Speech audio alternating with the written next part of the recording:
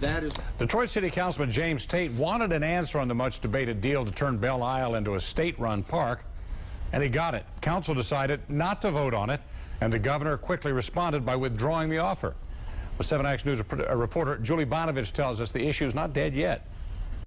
There is still time to save this deal, but it's up to City Council now, and they only have a few days. This morning, City Council members failed to vote on whether or not to accept the state's proposal to lease Belle Isle from the city of Detroit.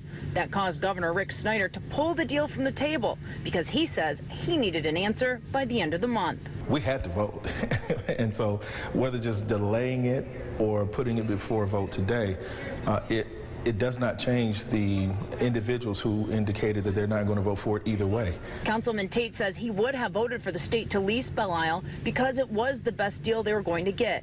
Councilwoman Santil Jenkins says that some members were not happy with parts of the agreement, and they still felt they needed more information.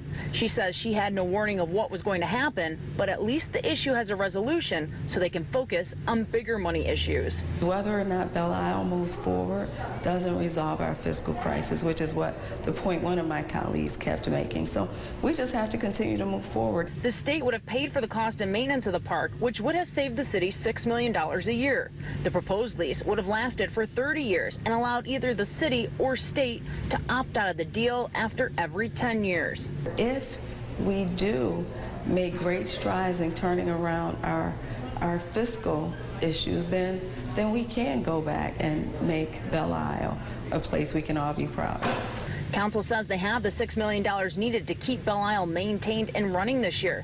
Now, the state claims they would have dumped even more money into the park. If council wants to save this deal, they'll need to call an emergency meeting and vote on the lease by January 31st. From Detroit, Julie Bonovich, 7 Action News. Just moments ago, Detroit Mayor Bing sent out a tweet about the actions of the City Council. In that tweet, the mayor writes, "I'm very disappointed with City Council's position on leasing Belle Isle as a state park.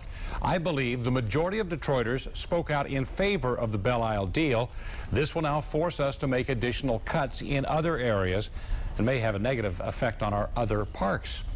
And on 7 Action News at 5, we spoke with Rodney Stokes. He's the special advisor to Governor Rick Snyder on these new developments today. The money that the Department of Natural Resources was going to put to fix Belle Isle up goes way beyond the $6 million that the city spends every year.